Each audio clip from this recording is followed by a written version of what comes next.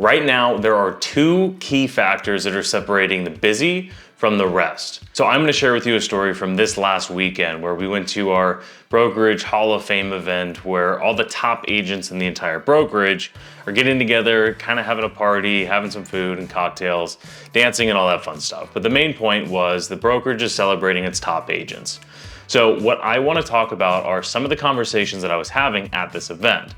Because if you don't know me, I'm not much of a dancer, but I was out talking to a lot of the agents at the brokerage. So here's the funny thing about these celebrations or these events that happen celebrating last year. Now we are halfway through the year this year already, and we're out celebrating for the successes that we had last year, which is super important and it's really nice to do. And it's great to be a part of a brokerage that does that. But what I want to talk about, a couple of the conversations that I had that were really repeated over and over throughout the night. So the conversation is going to be the people who are busy now versus the rest of the agents in the marketplace.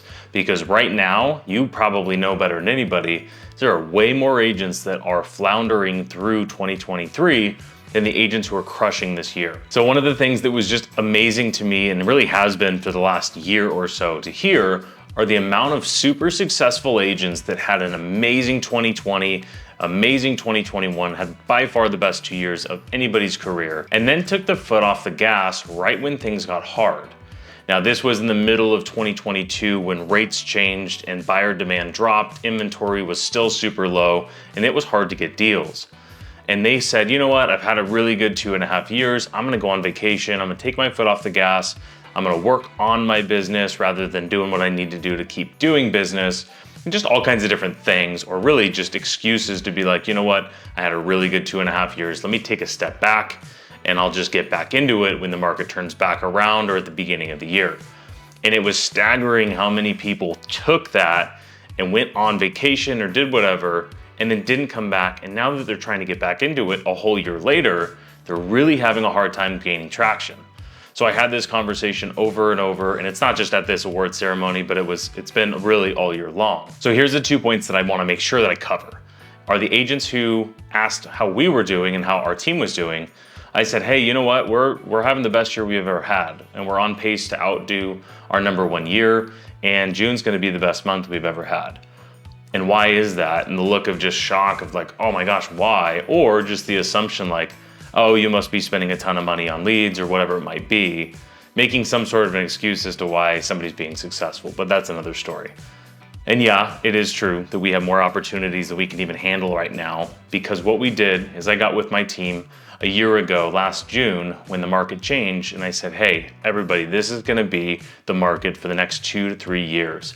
Let's dive in, let's double down on marketing, let's double down on accountability, and let's just double down on doing the work that we know we need to do. While everybody else is going off on, I shouldn't say everybody else, while a lot of agents are going off on vacation, while a lot of agents are taking their foot off the gas, we doubled down.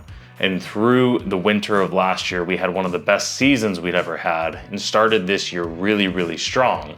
So now we come back full circle a year later from when the market changed, and it's all of a sudden from the outside, it's like amazing that we're doing well. The reality is we set back and we focused. These are the 2 keys. We set back and we focused on what we knew we needed to do. We focused on the things that we could actually control, and we stayed extremely consistent with those things. So we know we can control our calendar, our time blocking, our calls, our conversations, trying to set appointments. We know we can control those things. We can control making content for our consumers, making sure they know what's going on.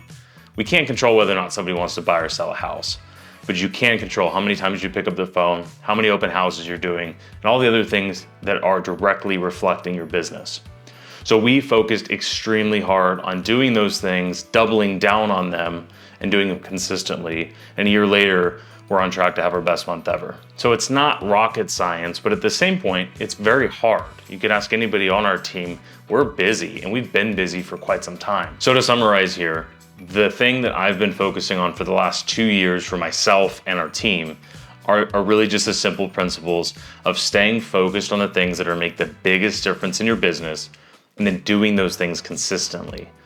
Put your blinders on. You don't need new stuff in your business. You don't need a new technology stack. You don't need new whatever. Yes, you should be constantly improving, but you need to focus and you know what you need to do. You just have to go out there and do it. So my question to you, are you one of the agents that took some time off in the middle of last year when things got hard and you're trying to get back on track and you're struggling?